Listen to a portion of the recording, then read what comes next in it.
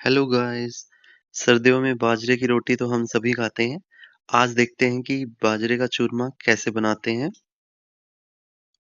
इसके लिए हमने सबसे पहले बाजरे की रोटी बनानी है। आप थोड़ा आटा भिगो लेंगे, सारे आटे को एक साथ नहीं भिगोना है।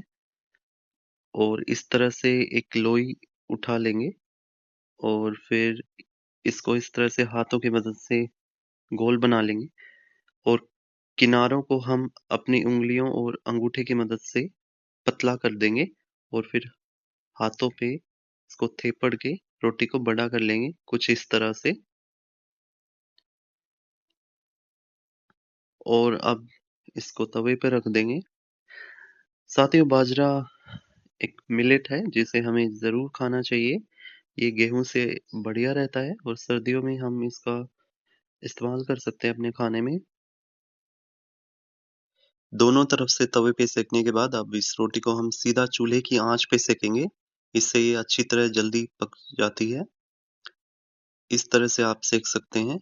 और इसके किनारों को भी हमें सेकना है क्योंकि किनारों से कच्ची नहीं रहनी चाहिए। और क्योंकि हम बाजरा की चूरमा बनाने वाले हैं तो ये हम इसे आकरा भी सेक सकते हैं। अच्छी तरह से सिक जानी चाहिए रोटी। इसको अल्टा-पल्टी कर लेंगे और रोटी हमारी बनके तैयार है। तो गाइस, हम जानते हैं कि ग्रीन रिवॉल्यूशन से पहले बाजरा ही हमारा मुख्य आहार था नॉर्थ इंडिया में। और गेहूं का इस्तेमाल इतना नहीं होता था।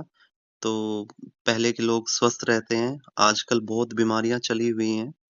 इसमें पेस्टिसाइड भी कम इस्तेमाल होते हैं तो ये गेहूं से बेटर होता है। तो इस प्रकार हमने 2 रोटियां बना ली हैं।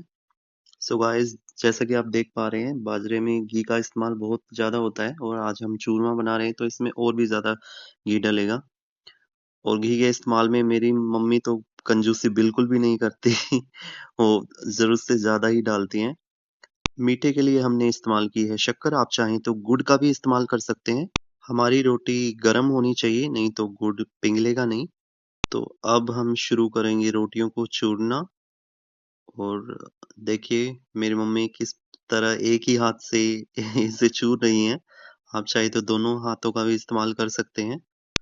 जिस बर्तन में हमने आटा भिगोया था उसी में हम ये चूरमा बना रहे हैं।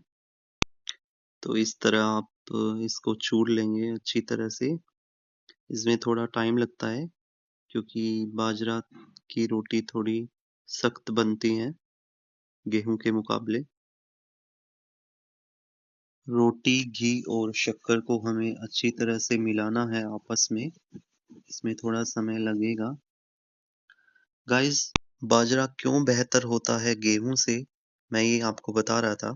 एक तो इसमें यूरिया का इस्तेमाल ना के बराबर होता है, जबकि हमारे किसान आजकल गेहूं में बहुत ज़्यादा यूरिया और पेस्टिसाइड का इस्तेमाल करते हैं। तो वो परकोलेट होके हमारे शरीर में आ जाता है और बीमारियों का कारण बनता है। इसलिए हमें बाजरे का इस्तेमाल करना चाहिए गेहूं के बजाय, जितना हम कर सकते हैं खासकर सर्दियों में। अब मैं आपको बाजरे के कुछ फायदे बताता हूँ। एक तो ये ग्लूटेन फ्री होता है। जिन लोगों को ग्लूटेन से दिक्कत होती है उन्हें ये इसका इस्तेमाल करना चाहिए। गेहूं में ग्लूटेन होता है।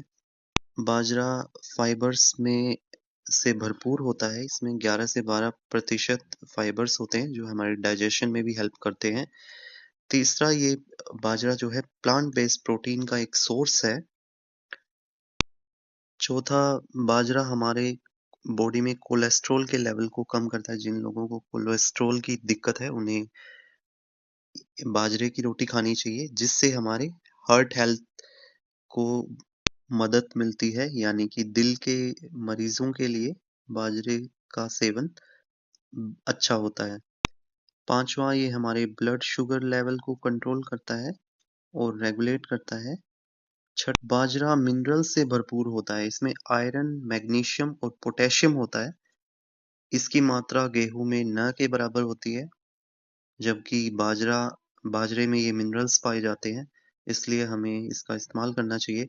और ये देखिए बातों बातों में मम्मी ने बना भी दिया, एकदम तैयार हो गया। तो चूरमा हमारा कुछ इस तरह का होना चाहिए। इसे हम हरियाणवी में बोलते हैं गिलगत चूरमा।